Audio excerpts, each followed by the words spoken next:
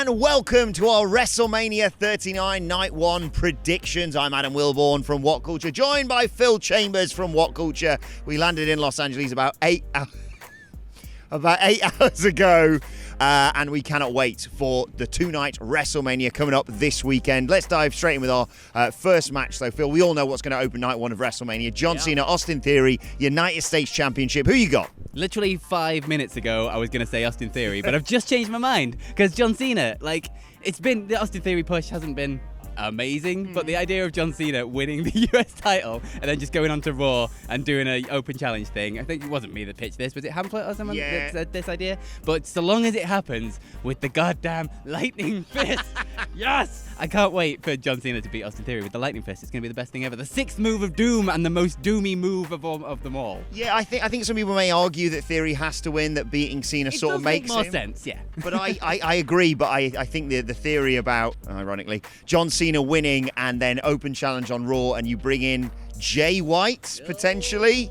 Hell of a debut for him in WWE. So I'm going to lean that way, but I wouldn't be surprised if Austin Theory retains. It does probably make more sense in the long run for WWE if Austin Theory retains. I should say, by the way, the match list, we know about that one, but the match list we're going to go through here, if there's a match that we miss out, it's because Wikipedia's told us it's going to be on night 2. So it'll be on the other video coming out tomorrow.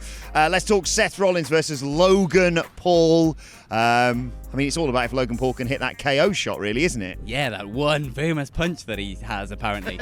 I've got to go with Seth Rollins for this one. Obviously, Logan Paul's already lost to Roman Reigns, so his shine's gone now, so what's the point? But yeah, Seth Rollins makes a lot more sense for this. I do think it's an outlier for match of the weekend, almost. It's going to be a hell of a showcase. If anyone is going to drag you through a wrestling match when you're, obviously very new to this, like Logan Paul, Seth Rollins is a goddamn good hand to do that with. And we've already seen how just incredibly gifted athletically Logan Paul is, somehow magically, and everything else he's done with the Royal Rumble spot and that Roman Reigns match, it's all been incredible. I think this is going to be really, really good fun. I'd quite like Logan Paul to do a sort of Popeye spot, so he's getting his ass handed to him, then he drinks some Prime and fires back up. Yeah. I think we're going to get a great near fall out of that KO punch that he's got, but you're right. I think the reports seem to suggest Logan Paul's going to be going away from WWE for a bit. It's Seth Rollins. He's going to have to be there Monday afterwards and going forward into the rest of 2023. I think we're going to have a really fun match, you're right, but I think Seth Rollins kind of has to win that one, and in the long term that builds him back up to potentially fight the new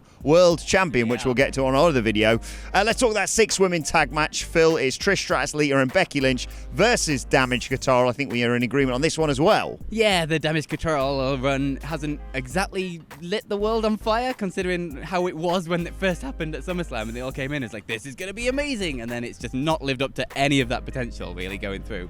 And bringing back the legends in Lita and Trish Stratus, I don't think there's any way you bring them to WrestleMania and have them lose on night 1, surely. So yeah, the Lita, Trish Stratus and Becky Lynch for me, definitely. I think the only caveat we add to that is, Lita, Becky and Trish get the win, and I think probably Bayley takes the fall and then gets her ass handed to her, because they've laid the breadcrumbs out for Dakota and Io to turn on Bayley, and potentially even for Bayley's heroes to come back and save her somewhat after the match. I think that's a really nice bit of booking, and let's just get back to Bayley as a babyface, and I think an evil tag team of Dakota and Io is good, and you can even go back to doing some tag team title stuff, obviously, with Lita and Becky if you want. Remember them? Yeah, they're not defending them, and I don't think they're going to do that on night 2 either, despite the speculation.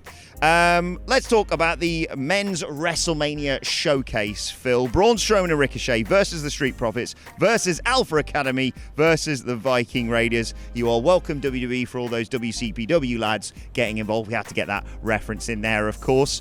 Tough one to call this. Yeah, I think this one might be the one where we finally differ on these things, because I'm going to go for Braun Strowman and Ricochet, because they've been a weirdly delightful little pairing since they put them together, considering especially where it came from, with Braun Strowman making fun of Flippy stuff online, and then them just having Ricochet beat him and then go, well, let's put them together and see what happens. I think they've been really good, fun and entertaining, and I think there's a really good tag team run in there somewhere with them, and obviously going on to face whoever the champions are at some point. They're really good fun, and I think this is a good sort of feel-good, really stupid finish probably with Ricochet doing some kind of crazy 630 off his shoulders or whatever the hell it is.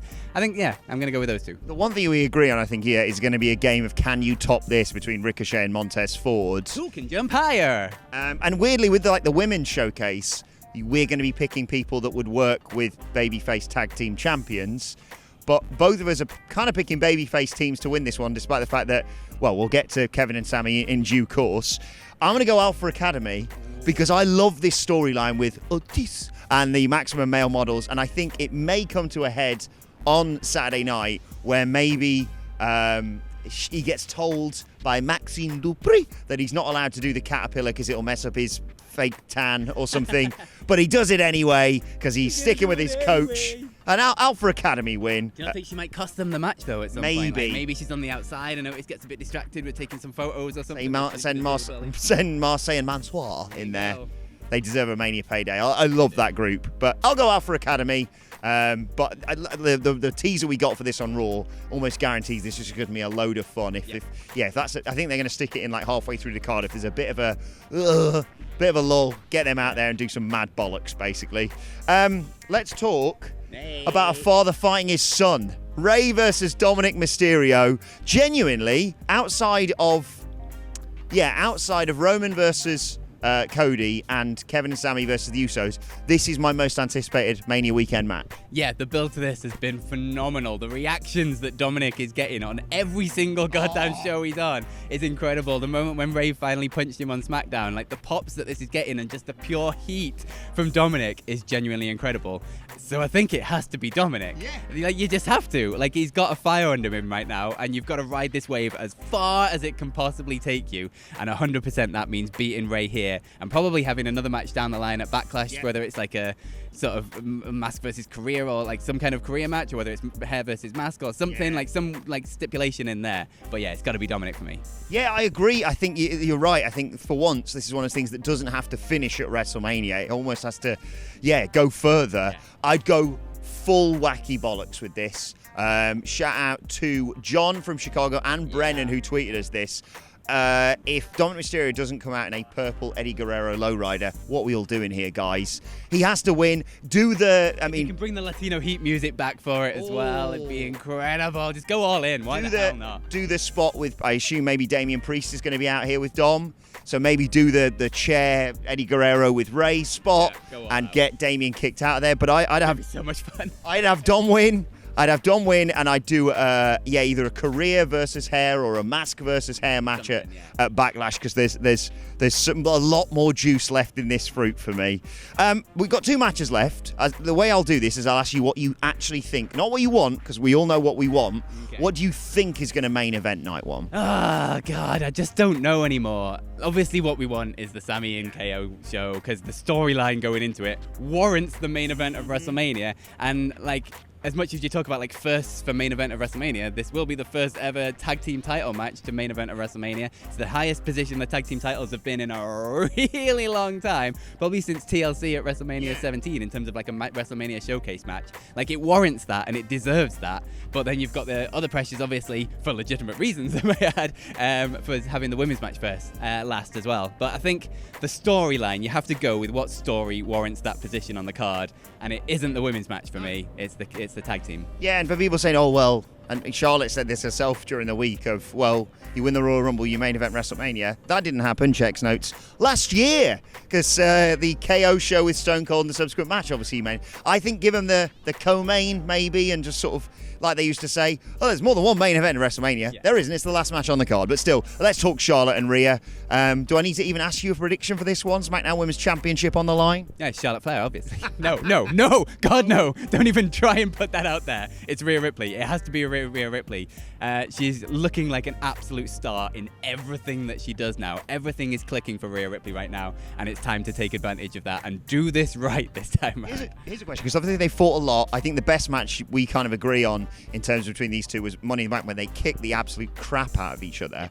Hamlet had a good idea for this one, which was a shock, like, very quick win for Rhea. Does that work for you, or do you want to give them a bit of time and showcase what they can do? I suppose it depends if they're going to run it back at Backlash. WrestleMania back. Oh, they're not taking the WrestleMania out of Backlash, so they might not do it anymore.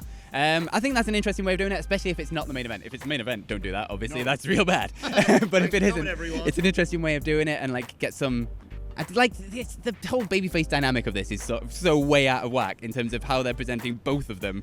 Like, which one are you trying to make me cheer for? Obviously, I want to cheer for Rhea Ripley because look at her, but like I don't know what this dynamic is. So like doing a quick roll up there, figuring out what these actual characters are going into WrestleMania Backlash, or just Backlash, I should say, would be an interesting way of doing it. But also just having them go out there for 15 minutes and kick each other's ass is kind of quite satisfying as well. I agree. Just do what you did at Money in the Bank. Now you've got certainly more defined characters, and it's going to be a weird dynamic yet of the babyface being like, "Ooh, I might win," and please be like, "Please don't."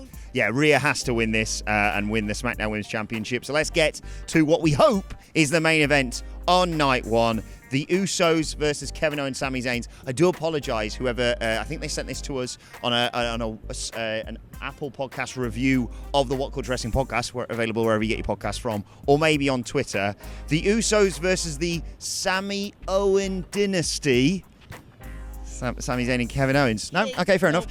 For all the tag belts. Sami and KO. Like, Come on. Like, this story can't end with them not holding the belts high and hugging at the end of WrestleMania. It's too perfect for it. Again, it feels like we're going pretty much similar all the way down the line with this, unless you're going to throw out a curveball and say the Usos at the end of this. But yeah, this story, it needs the bad guys to be toppled at some point, and you can't keep this rolling forever and ever and ever as much as we might want to, because it's been class. But yeah, Sami Zayn and KO for me. Yeah, I think the overarching storyline of WrestleMania weekend is the collapse of the bloodline. Yeah. I think arguably they're all kind of just, maybe not solo, you can still do stuff with him in the coming weeks, but they could all disappear and then come back, and you do, I don't know, Jay versus Roman maybe at SummerSlam, or or Solo versus Roman at SummerSlam, whatever you want to do with that. I think, we all think that that's going to be the culmination of WrestleMania on night 2. Yeah. I think it makes sense to do it here at the end of night 1, and I think it would send the fans home incredibly happy and make people want to watch night 2 to see if Roman's empire completely crumbles, basically. But let us know your thoughts on night 1, your predictions in the comment section below, or on Twitter at WhatCultureWWE, where you can find both of us. You can follow Phil Chambers at Phil My Chambers. You can follow Adam at. Follow me at Adam Wilborn. Follow us all at WhatCultureWWE. Make sure you subscribe to WhatCulture Wrestling wherever you get your podcasts from for daily wrestling podcasts. Loads of content coming your way in the next few days. We're going to just all of the shows. Simon Miller is going to be joining us very soon. He's, I think, literally off wrestling right now, but he's going to be joining us for more content over the next few days. And like I said, if you're wondering where one of the matches from WrestleMania is, it'll probably be on our Night 2 predictions, which comes out tomorrow. But for now, this has been our Night 1 predictions. My thanks to Phil Chambers. Thank you for joining us, and we will see you soon. LA WhatCulture. Yeah!